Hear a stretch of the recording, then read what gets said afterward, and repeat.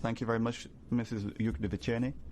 That's the end of that part of the joint debate on stability in the Mediterranean and the role of Turkey. We're now moving on to the part of the debate focused on the situation in Belarus.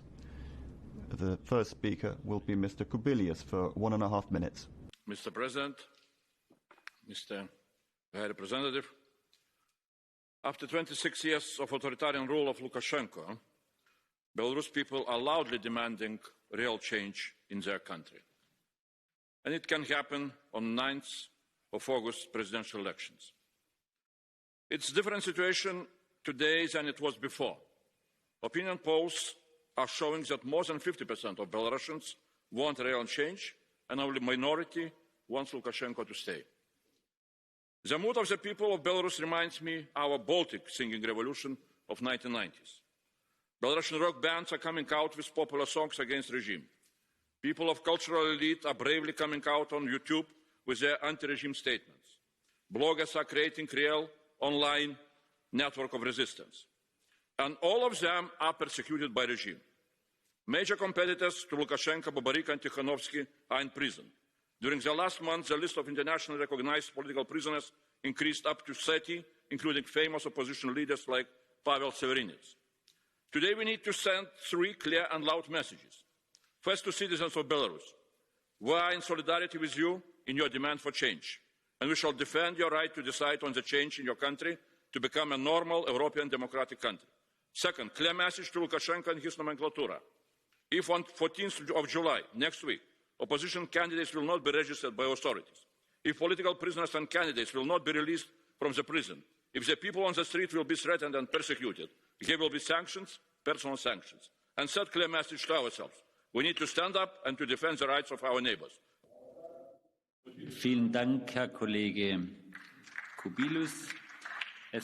Thank you very much, Mr. Kubilius. Mr. Biedron is next. Just on our border, in the heart of Europe, our neighbors, people of Belarus, again are being deprived of their fundamental rights. We are with them. Żyje Belarus. But our message to President Lukashenko is clear and recurrent. We strongly condemn this ruthless crackdown and appeal for an immediate release of all who have been unjustly arrested. Lukashenko is in power for 26 years, but for most of this time, political life in Belarus appeared dormant. This is no longer a case. In these circumstances, the EU must be equipped with a strategic and responsive policy towards Belarus, a policy that includes clear red lines and smart conditionality. Against this background, could the High Representative tell us how the EU policy toward Belarus will be justified to address the ongoing and future situation? If there is no strategy, could you please provide this Parliament with a written statement in the coming weeks? Thank you. Thank you very much, Mr. Biedron. For 2.5 minutes, Mr. Ostrovicius. Mr. Chair, High Representative, ladies and gentlemen, today in Belarus, we witness a systematic and continuous imitation of election procedures created for a solemn purpose to extend already 3 decades-long authoritarian regime. Grave election violations were recorded by OSCE ODIHR, and the same pattern is applied in the ongoing presidential elections. However, the regime failed to adequately assess the mood of Belarusian people. Public dissatisfaction with government policies have exceeded people's patience, and the appearance of the new presidential hopefuls are ignited a hope of change. The Belarusian regime is stuck in the past. In order to preserve the power, it continues on the path of repressions, intimidation, prosecution, and massive arrests. Peaceful protesters and passers-by are beaten and kidnapped by KGB, also bullied and threatened by state media. The main opposition contenders, Viktor Babarika and Sergei Tikhanovsky, remain imprisoned. The Belarusian regime is back to the times of prisoners of conscience. 3 years after his release, former prisoner of conscience Mykolai Statkevich is back in jail. Another opposition leader, Pavel Severinets, just got his sentence extended. In order to prevail, the Belarusian regime is ready to use any means, even a rush to launch Ostrovets nuclear power plant, which does not comply with international nuclear safety standards. The project is the most western located, just 20 kilometers away from the EU external border, nuclear installation funded and developed by Russia. It's just another Trojan horse in our European safety and energy security.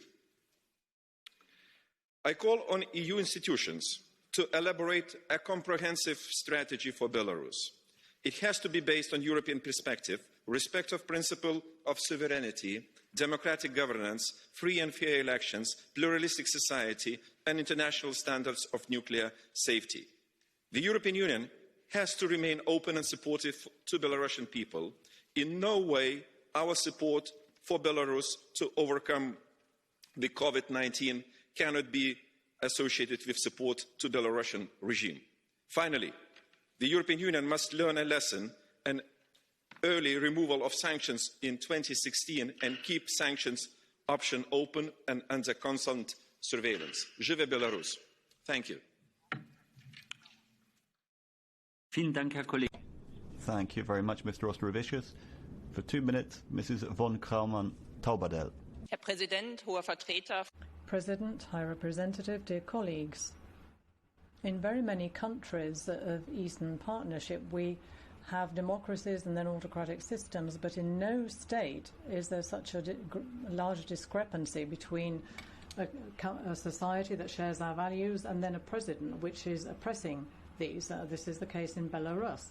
And it's a tragedy to see what's happening. This is a country that's right in the middle of the European continent, and we can see that it is, through its government, it is so far away from us. We see that the death penalty is still carried out there. So we're not talking about a president who just denies COVID-19 and coronavirus and encourages people to go to the sauna. But now we can see the problems with elections. Lukashenko has been in power for 26 years, but the people now want change. They are standing in line for hours to support their candidates, but Mr. Lukashenko is afraid of a competition. He will not accept other candidates. And all the possible candidates have been arrested, have been dealt with on very shaky grounds, either by the KGB, they've been jailed, and all of this right in the middle of Europe. And we want three things from Minsk that have to be respected. Mr. Borrell has already said that there has to be a proper election observation mission. Secondly, the president cannot dare at all to take candidates like Tikhanovsky and Babareko and not have them properly registered, because that would be a denial of the voting rights. And any political prisoners have to be released straight away. So those are our demands by way of a minimum. And I think we, together, the member states and the German presidency, have to do everything to ensure that these demands are met. And they also represent a test of credibility of the European Union in Belarus. Thank you very much, Mrs. von Kraumann-Taubadel. The next speaker for 1 minute will be Mr. Pineda.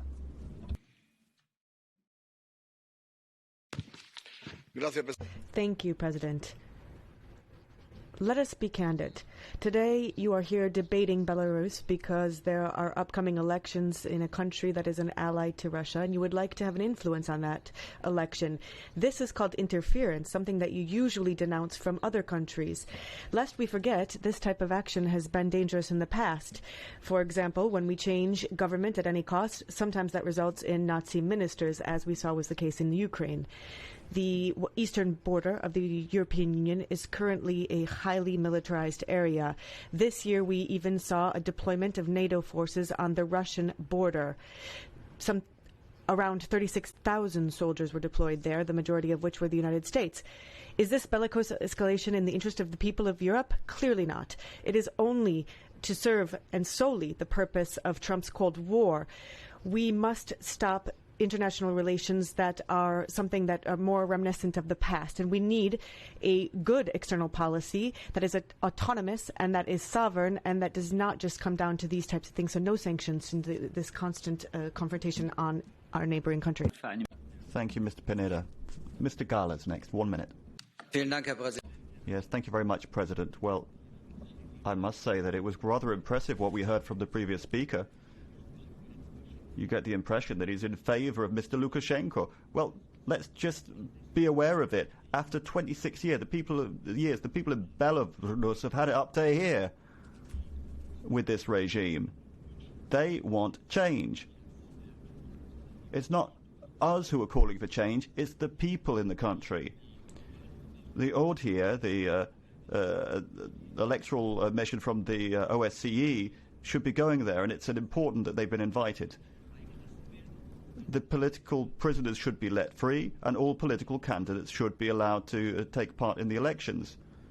There seems to be a broad consensus right across to the far left, and it would be important for that electoral campaign to take place properly.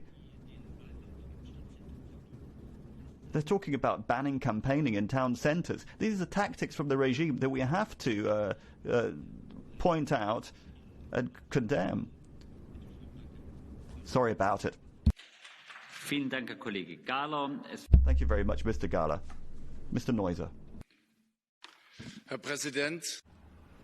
President, High Representative. I believe that we do have a situation which gives rise to considerable concern in Belarus. And obviously this is going to probably become aggravated between now and August 9th.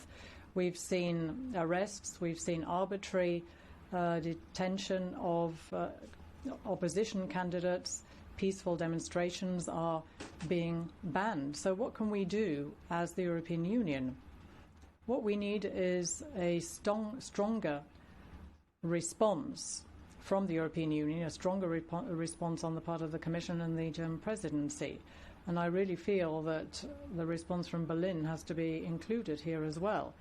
And once the elections have taken place, well, then we're going to need partnership, personal contacts with those people who are under the pressure in Belarus now. So we have to have dialogue on the basis of our values and on the basis of our European foundation.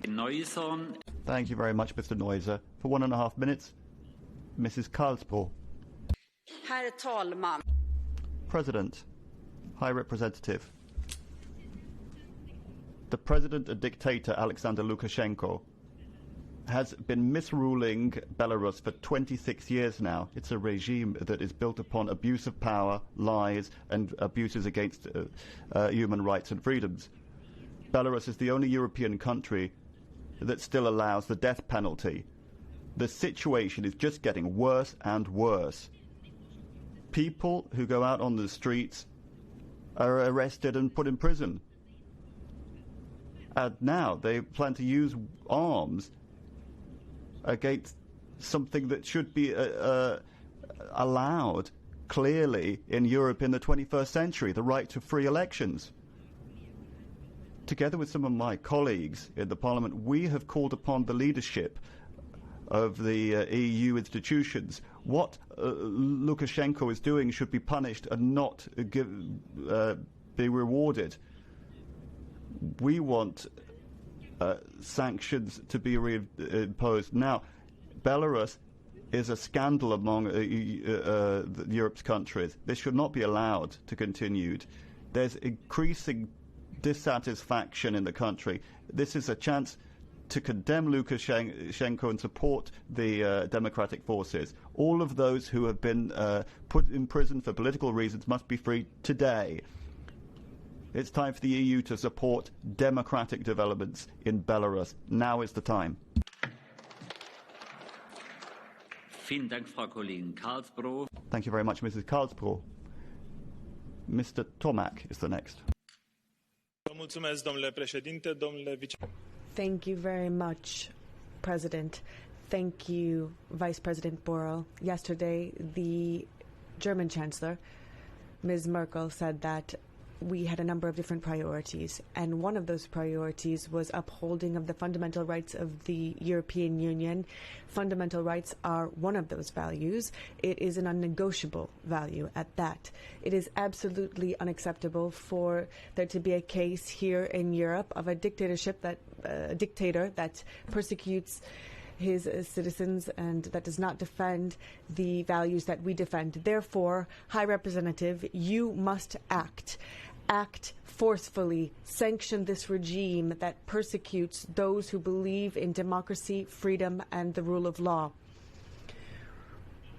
We owe it to ourselves to be to look more closely at Belarus because they deserve our attention. Thank you very much, Mr. Tomak. Mr. Olekas is next. Pirmininkė, gerbiamas kolegos, 2020 metai pasaulio istorijos. Thank you, President High Representative. The year 2020 will be a year that people remember as being a year where there have been very many changes. When it comes to Belarus, unfortunately, we can't see any change whatsoever. President Lukashenko has managed to eliminate possible candidates. There have been detentions. People are being removed from the streets, and this is why the European Union is going to have to introduce sanctions, strengthen sanctions vis-à-vis the representatives of Lukashenko's regime. What we can't do is have the sanctions affecting the people. We have to strengthen links with civil society so that the citizens, the young people of Belarus can come here to study and that we haven't forgotten them.